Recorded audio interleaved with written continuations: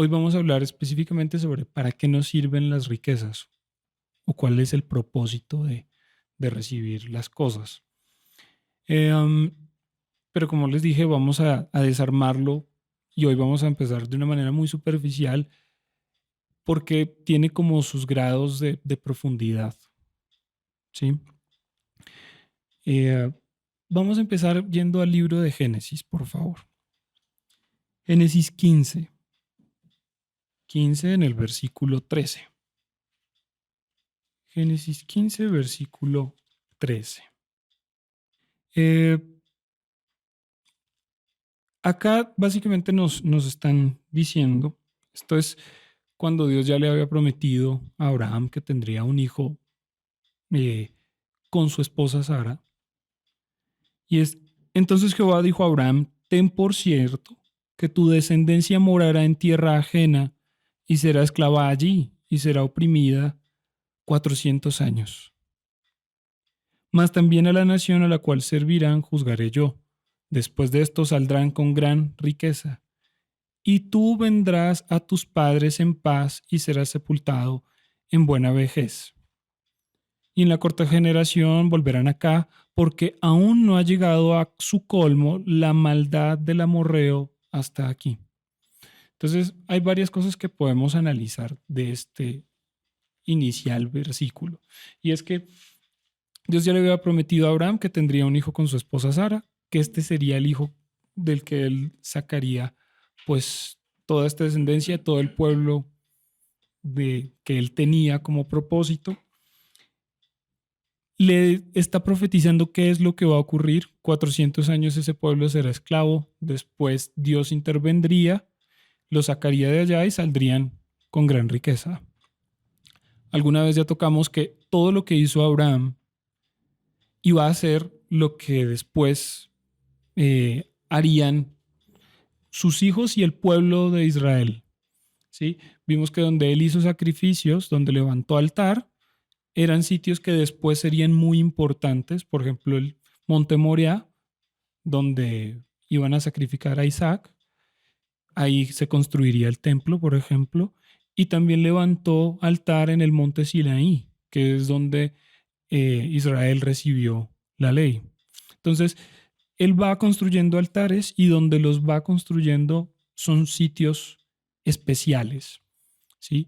Además que todo lo que él hace, después sus hijos y además su descendencia, lo que vendría siendo después el pueblo de Israel, lo repetiría de alguna manera. Esto ya lo hablamos también sobre cómo se repite lo que hacen nuestros padres, ¿sí? En el Nuevo Testamento podemos encontrar esto que nos dice, por ejemplo, en Hebreos, cuando dice que Leví pagó diezmos a través de Abraham, a pesar de que no había nacido. ¿Sí? Cuando nos están explicando como el relevo sacerdotal, ¿por qué Leví le pagaría diezmos también a Melquisedec? ¿Se acuerdan de ese pedazo? Donde dice que Leví también pagó diezmos, ese sacerdocio también pagó diezmos a ese otro sacerdocio, según el orden de Melquisedec, a través de Abraham, a pesar de que no había nacido, porque dice que estaba aún en sus lomos.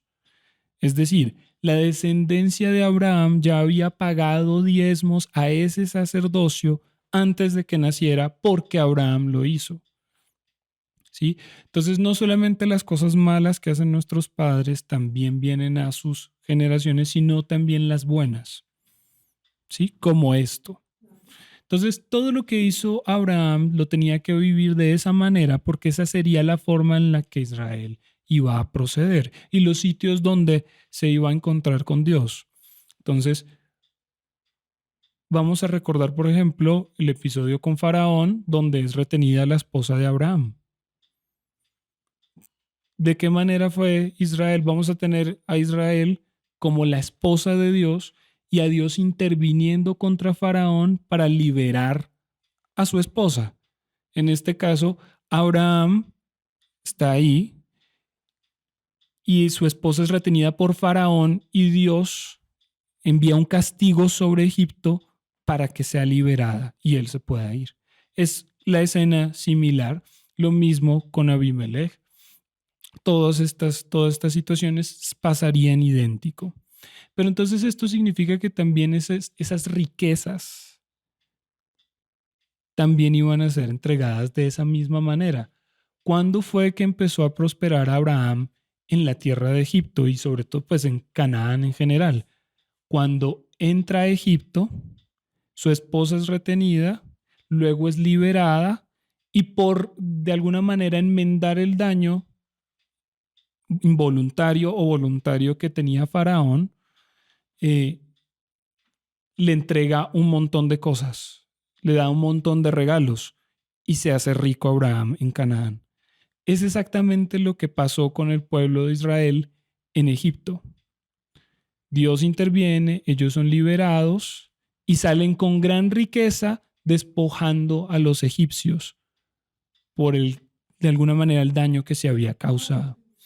De alguna manera, aunque en el caso de Egipto solo fue como despojarse, porque ellos no lo hacían como una retribución, sino como váyase por favor de aquí.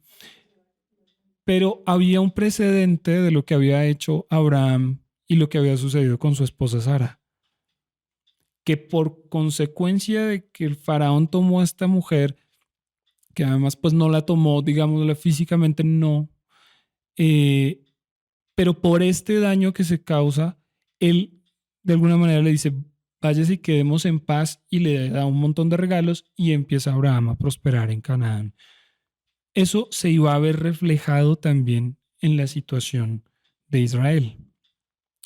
Todos esos detalles significa que lo que hacen nuestros padres para riqueza o para pobreza también nos afecta a nosotros. ¿Cómo se rompen esas cosas? Pues analizando la situación que yo esté como repitiendo para salir de una situación de pobreza o salir de un ciclo de encontrar un techo, de no poder cruzar más de ahí. Esas cosas, solo porque estábamos en los lomos de nuestros padres, se repiten. Las mismas situaciones. Si ellos vivieron en casitas pequeñitas, así, es posible que se empiece a repetir. Y eso hay que analizarlo para romper con ese ciclo de sus padres, pedir perdón por esas cosas, por las estafas, por los robos, por cualquier detrimento que hayan causado. Y pudo haber sido voluntario o involuntario. Fijémonos el asunto de Faraón y Sara. Él no sabía que ella era la esposa.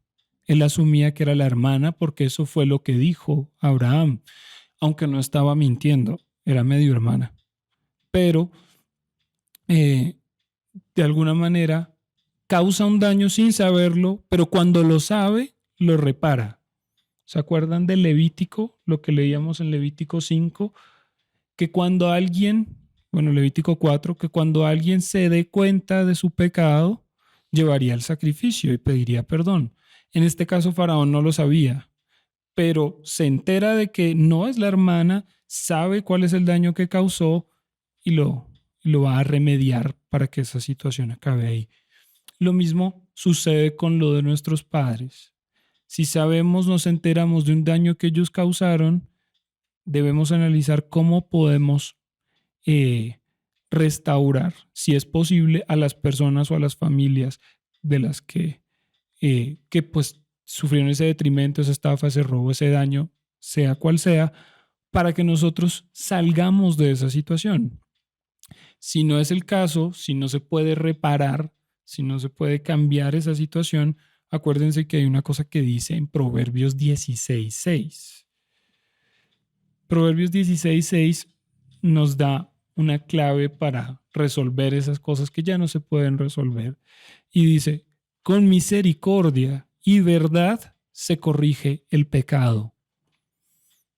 Y con el temor de Jehová los hombres se apartan del mal. Entonces, mucho de lo que nosotros hicimos, de lo que nosotros dañamos, por conscientemente sabiendo que hacíamos mal o inconscientemente pensando que no estábamos haciendo algo contrario, todas esas cosas van generando deudas de alguna manera. ¿Cómo suplimos, cómo arreglamos, reparamos, saldamos esas deudas. Con misericordia y verdad se corrige el pecado. Es decir, que ahora todo lo bueno que yo haga va a ir saldando esas deudas que voy dejando. ¿Sí? Porque todos los daños que yo le he hecho a la gente en el pasado, en conocimiento o en desconocimiento, eso va generándome deudas en el presente. ¿Sí? Eso va generando esas cosas en el presente. Si quieren entender un poco más eso, pues revisemos el YouTube, que ahí quedan colgadas las prédicas pasadas, donde ya hablamos de eso. Y también lean el libro de Proverbios. El libro de Proverbios les informa que Dios se venga de esas cosas, que es Él el que cobra todas esas deudas y que eso no queda impune. Eso se salda. Entonces, pensemos en esas cosas y lo que yo hablaba la otra vez en la última vigilia, y era que ¿por qué Dios no castiga inmediatamente? ¿O por qué no cobra esas cosas inmediatamente? Imagínense que dice que la paga del pecado es muerte, ¿no? Digamos que esa muerte fuera física, algunas veces lo es, pero digamos que esa muerte fuera física. Si alguien miente y de repente cae muerto en la calle y nos damos cuenta que el que abre la boca para decir media mentira cae muerto inmediatamente, ¿usted cree que alguien vuelve a mentir? Y es más, se acaban los mentirosos, porque los que se atrevan a mentir caen muertos de una vez. ¿Verdad? Imagínense que cualquier ladrón se pegó de una aguja y cae muerto instantáneamente. Y nadie vuelve a robar. Y el que se atreva a robar se muere y se acaban los ladrones. Claro. Fin. ¿Por qué no se castiga eso inmediatamente? Porque eso coartaría nuestro libre albedrío. ¿Por qué? Porque no podríamos elegir hacer lo bueno o lo malo, sino que mueren inmediatamente si hacen lo malo. Pues, ¿qué sentido tiene? Lo mismo lo bueno, ¿por qué no se recompensa inmediatamente lo bueno? Porque si cada vez que yo, no sé, que yo hago algo bueno por alguien más, doy un consuelo o doy soporte con mi fuerza o con mi tiempo o con mi dinero a alguien más, y inmediatamente me llega una alerta de Nequi donde me consignaron 100,000 pesos por la buena acción. ¿Sí? Imagínense, pues nadie hallaría más, a quién más servir. Todos estarían arrodillándose unos detrás de los otros, sirviendo unos a los otros como fuera, porque cada buena acción representa un dinero inmediato en su cuenta de Nequi. Suena la alerta, la campanita cada vez que eso no se recompensa de manera inmediata, porque también coartaría nuestro libre albedrío. Si esa recompensa es tan inmediata, pues todo el mundo lo haría y ya no sería de su esfuerzo y de su corazón esas acciones, sino por un pleno interés o porque si lo hago me muero. Entonces, esas cosas no tienen esas consecuencias inmediatas, pero las tienen. Eso nos habla el libro de Proverbios y el libro de Eclesiastés. En diferentes versículos nos detallan muy claramente estas cosas. Dice que Dios es la venganza, también nos dice que Él se va a vengar de todas esas cosas, que pague yo el bien, yo pague bien por el mal que me dan, porque ascuas de fuego amontonará sobre su cabeza. Todos esos detalles, ¿no? Esas cosas tienen consecuencias. Pero entonces, esas mismas consecuencias se aplican de nuestros padres a nosotros, ¿sí? Y tenemos que revisar esas cosas porque ya hemos visto casos de cómo los hijos están saldando deudas de sus padres. Por ejemplo, el caso del rey Acab y su hijo. Acab iba a ser castigado, se arrepiente, Dios le dice, bueno, a usted no lo toco, pero ofrezco que a su hijo sí. Yo me espero hasta su hijo. Tranquilo, que yo tengo mucha paciencia Y yo me espero a que nada, a los días de su hijo, a ese le damos palo. Eso no se queda así. Eso tiene que ser saldado. Entonces, es hora como de vigilar nuestras acciones y también de revisar las de nuestros antepasados para que podamos solucionar esos problemas, porque a veces es algo que hicieron ellos los que detienen nuestra bendición hoy. Pero entonces vamos a entender también qué significa el recibir algo, y vamos a ponerlo en este momento de manera económica, dinero o propiedades. Porque todo lo que hagamos nosotros con eso también puede generar o más abundancia o más deudas. Todo lo que nosotros hacemos va a generar una de las dos, o más abundancia o más deudas. Simple. Entonces, todo el dinero que a mí me dan, todo lo que a mí me llega, está escrito que yo no puedo recibir nada si no viene de arriba. Si él no me lo da, pues simplemente no hay forma en la que yo lo reciba. ¿Sí? Sin embargo, también tenemos que tener discernimiento porque hay dineros y hay propiedades, hay cosas que no podemos decir solamente como yo no puedo recibir nada si él no me lo da, entonces estamos recibiendo, no sé, eh, una lavandería. Y con lavandería me refiero a lavados de dinero. Pues evidentemente eso no es como, ¿sí? Pensemos en esas cosas y pensemos qué es lo que vamos a pedir y cómo lo estamos pidiendo, porque a veces las fuentes de las cosas no son propiamente las más adecuadas. Eh, por ejemplo, estamos orando para poder cerrar un negocio y comprar un casino. ¿Realmente esa oración tendrá sentido? ¿Cuál va a ser la fuente de mi prosperidad? ¿La ceguera y la torpeza de inversión y la pobreza de otros va a ser mi prosperidad? Es decir, tengo que vigilar de dónde vienen las cosas. Acuérdense que el dinero, todo lo que nosotros vemos, es una representación material de algo que ocurre espiritualmente. Y les voy a hacer un pequeño ejercicio. ¿Por qué la gente trabaja? La gente trabaja por dinero, ¿verdad? Ese es el pago. ¿Y qué estoy cambiando yo por ese dinero? Estoy cambiando mi fuerza de trabajo y mi tiempo, ¿verdad? Eso es lo que yo estoy entregando a cambio de ese dinero.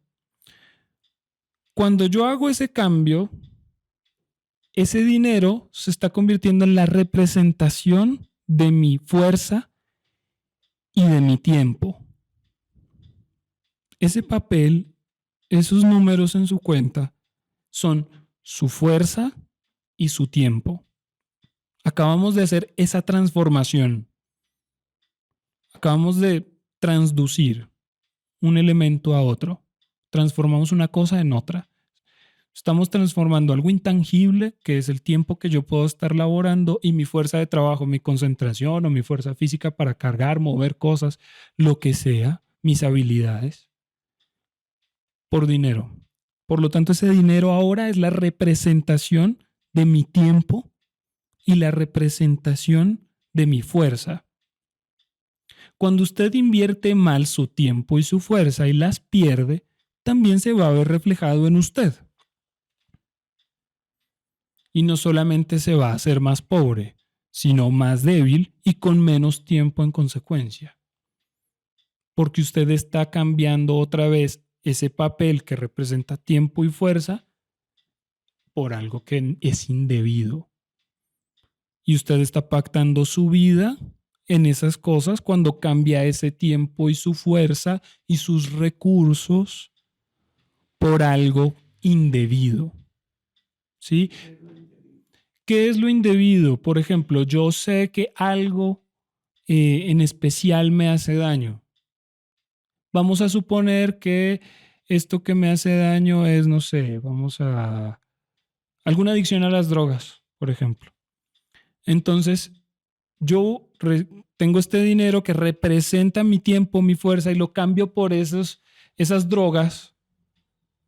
Como resultado de eso indebido, voy a tener consecuencias en mi estado físico y en los recursos que se me siguen asignando. Me voy a hacer más pobre, más débil en consecuencia. Y estoy amarrando mi vida a eso. Vamos, de hecho, a ponerlo, a encerrarlo, un minuto, a encerrarlo en algo simple. Todo, todo lo que me haga dependiente, no importa qué, todo lo que me haga dependiente, por lo tanto esclavo de eso, es algo que es indebido.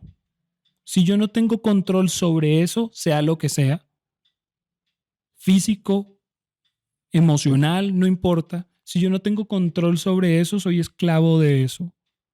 Y significa que eso está mal, porque estamos llamados a libertad. Si ya nos liberaron y yo voluntariamente o no tan voluntariamente me hago esclavo de algo, estoy en pecado, porque todo lo que me controle, todo lo que yo no pueda dominar, me está haciendo esclavo.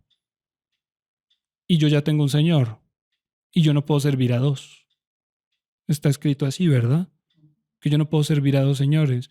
No solamente las riquezas, a cualquier otro señor. Todo lo que me perturbe, todo lo que de alguna manera yo no puedo controlar, eso es pecado.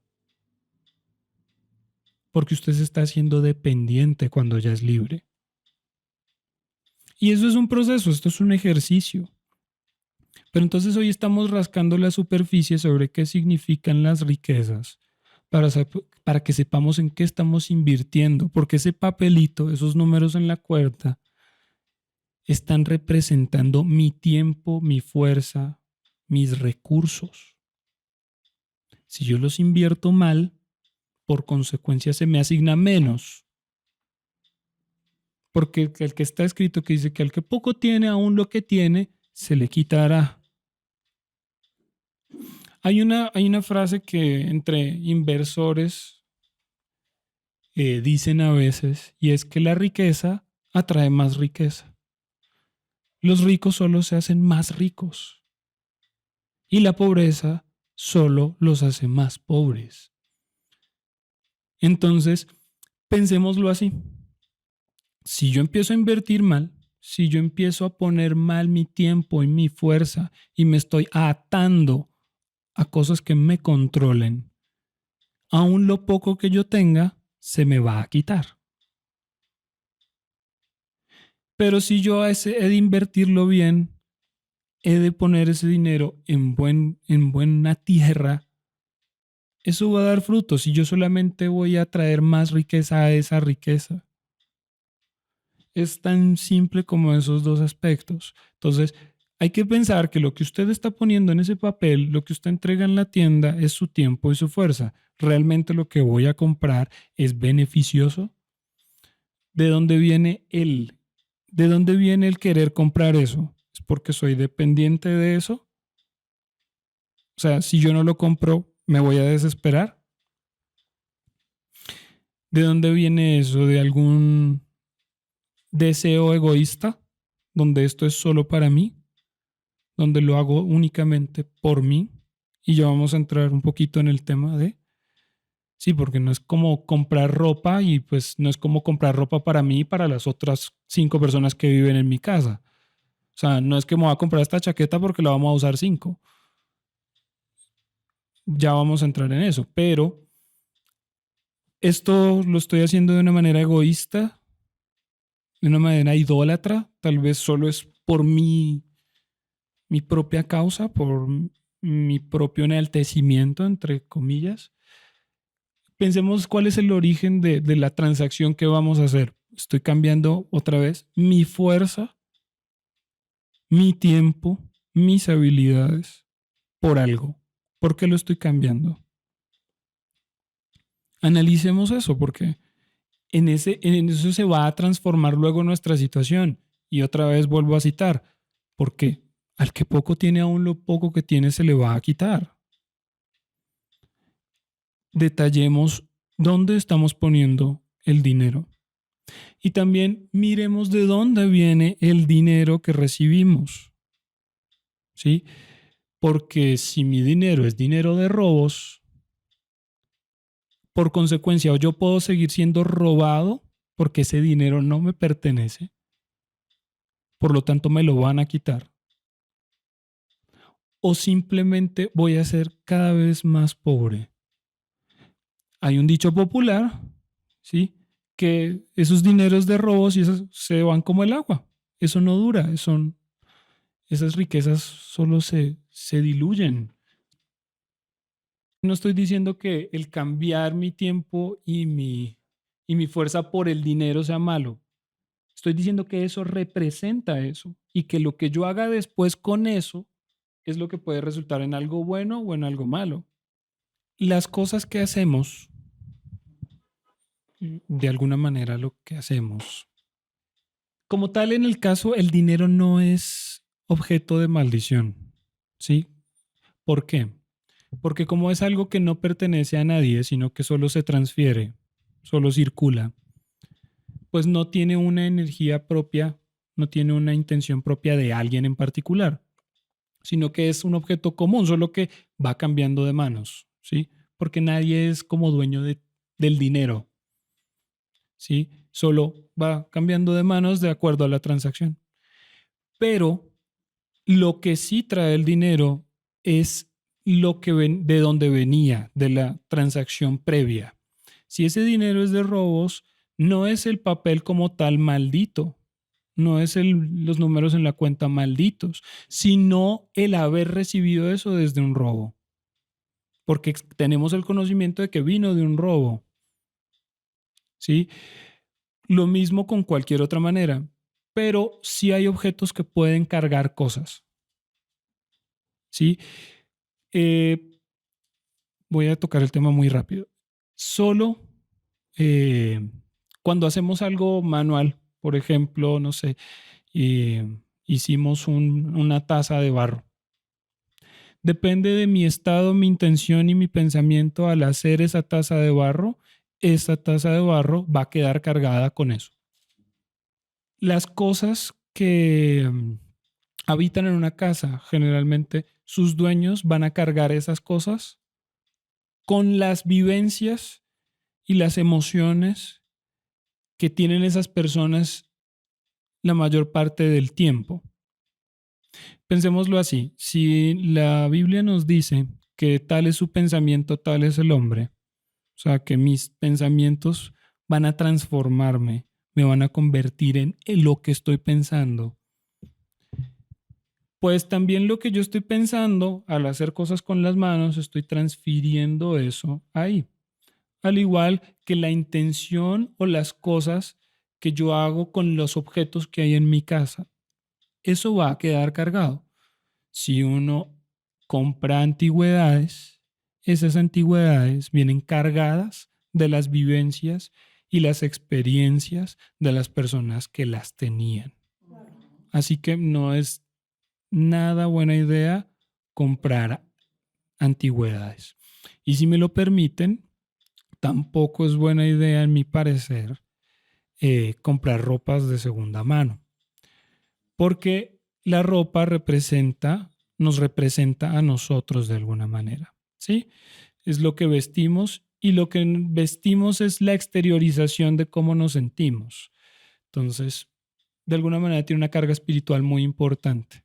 Después tocaremos el tema otra vez, pero eso nos estamos poniendo la vida de alguien más, entre comillas. Revisemos entonces esas cosas, ¿sí? Pero eh, para no desviarnos, vamos a volver al tema. Entonces, eh, hay que ver eh, en qué vamos a invertir, de dónde recibimos nuestros recursos y si no vamos a estar profanando esos recursos o si no vamos o si los vamos a santificar, ¿sí? Ojo que no quiero decir que si usted sabe que el dinero es de un robo, No es que tranquilo que yo lo voy a usar en buenas caridades y entonces lo santificamos. No es el, ¿sí?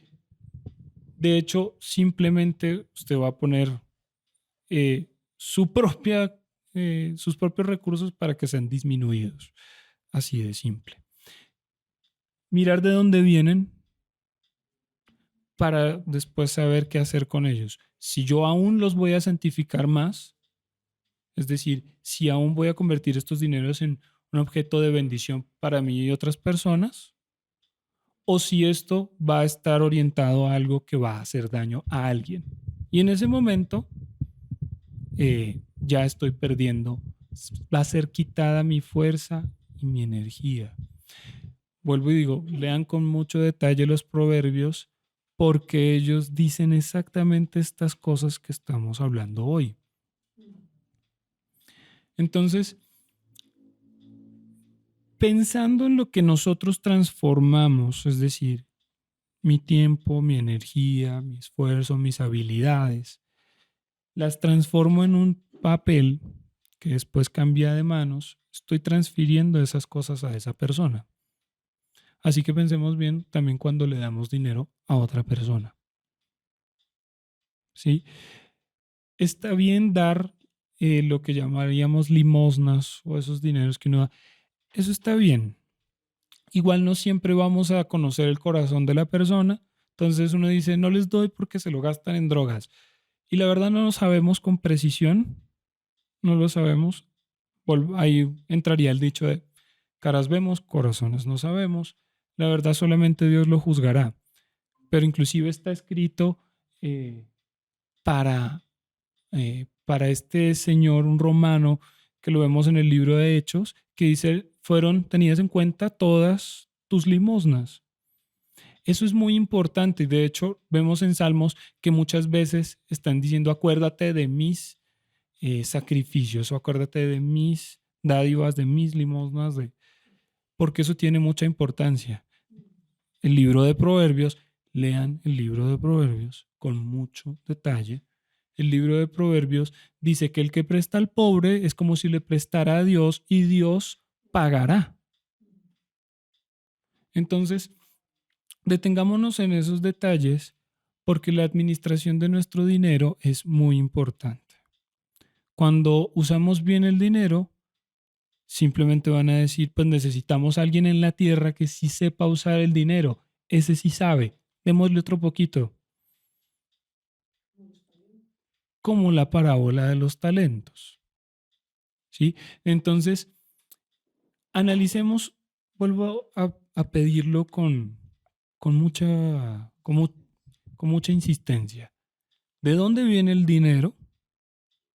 De dónde vienen esos recursos? ¿Mm? ¿Y qué voy a hacer con ese dinero? ¿Se lo voy a dar a mi familia? ¿O lo voy a invertir? ¿En qué lo voy a invertir? Estamos analizando la superficie. Es de dónde viene y qué voy a hacer con eso. Y entonces revisar mis intenciones y ser honesto, ser muy honesto con uno mismo. De alguna manera está un poco duro para no estar metiendo pequeños argumentos, pequeñas excusas, ¿sí? Como pues, sí, pero el robo no fue tan grande. O sí, pero es que esto no es tan importante, solo es una vez y ya. Revisemos eso porque eso tiene una relevancia enorme en el mundo espiritual y ahí pueden ser aumentados o disminuidos nuestros recursos. Entonces, simplemente sabemos a lo que nos exponemos y yo no, está escrito que uno no debe proveer para los deseos de la carne. Generalmente los deseos de la carne van a ser todas esas cosas impulsivas sobre las que yo no tengo control. Y cuando yo proveo para que eso se dé, eso va a hacerme primeramente daño a mí y además me va a cortar los recursos que yo puedo tener. Entonces, pensemos cuál va a ser el desarrollo de ese dinero en manos de qué personas, ¿sí?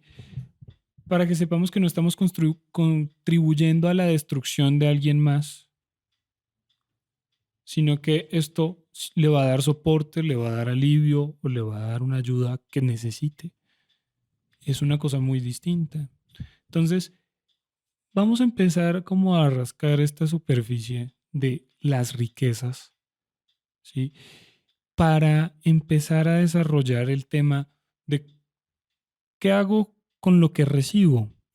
Tenemos un ejemplo con Israel otra vez, y es, recibieron muchas riquezas, alhajas en oro y plata y otras cosas, y de las primeras cosas que se les ocurrió fue hacer un becerro. Que esto es lo curioso. Um, de alguna manera Moisés les mostró para que realmente la vanidad de las riquezas. Construyeron un becerro y les enseñó dos cosas importantes cuando lo destruyeron. Y era que las riquezas no tenían ningún valor real. Y que además el mal utilizarlas sí tenía un peso grande. Resulta que hicieron el becerro y Moisés lo ve, desciende, lo rompe, lo muele hasta que dice que hizo polvo y lo echó en el agua que Israel bebía. Ellos se bebieron el becerro de oro. Eso está en Éxodo capítulo 32, versículo 9. Se los voy a leer como porque a veces dice 19, corrijo, 32, 19. Y aconteció que cuando él llegó al campamento y vio el becerro y las danzas, ardió la ira de Moisés y arrojó las tablas de sus manos y las quebró al pie del monte y tomó el becerro que habían hecho y lo quemó en el fuego y lo molió hasta reducirlo a polvo que esparció sobre las aguas y lo dio a beber a los hijos de Israel. Es decir, se van a comer esto y va a tener consecuencias en ustedes. Es decir, les está diciendo, ahora van a comer de lo que hicieron. Van a tener consecuencias de esto. Eso es lo que significa. Ahora van a tener consecuencias de esto malo que hicieron. De esta mala utilización de sus riquezas, ahora van a comer de eso. Van a tener esas consecuencias. Y además les enseñó la vanidad de las riquezas.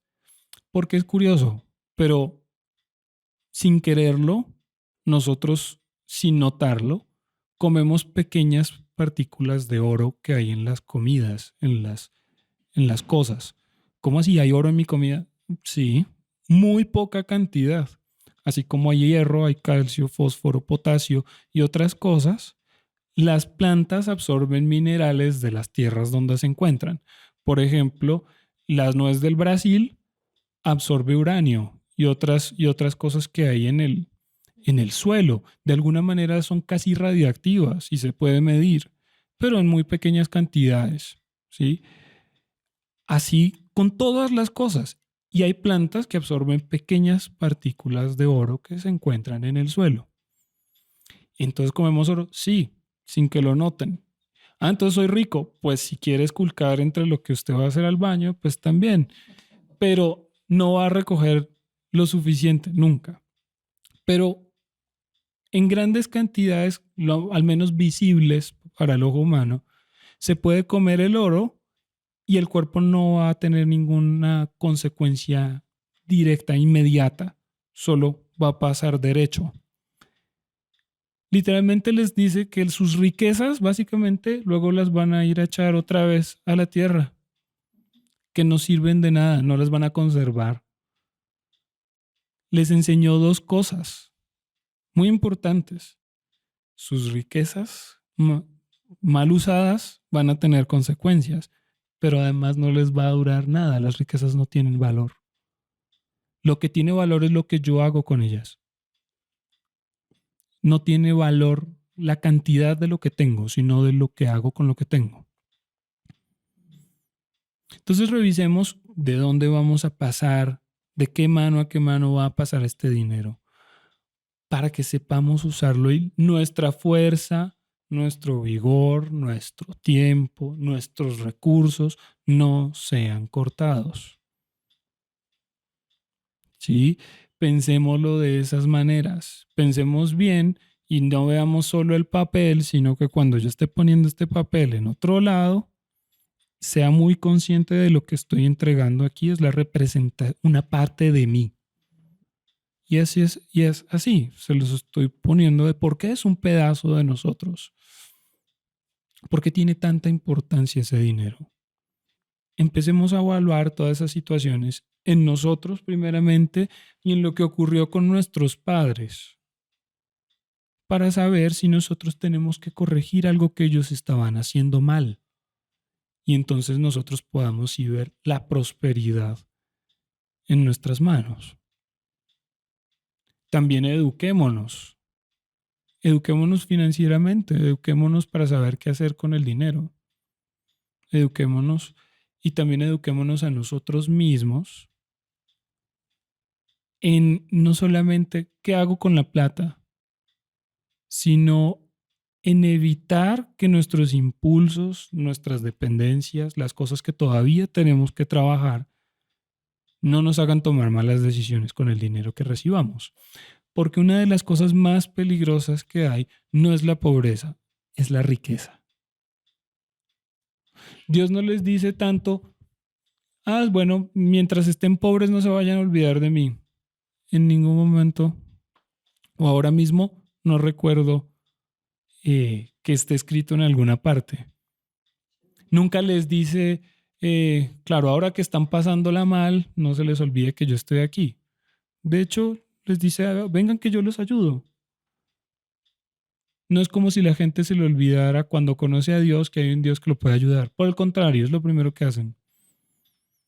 ¿Por qué? Porque tienen la necesidad y cuando ya han dado la vuelta buscando quién les solucione y solamente encuentran que es Él, ya Él les enseña, se muestra como ese Dios proveedor o el que va a solucionar el problema que tengan.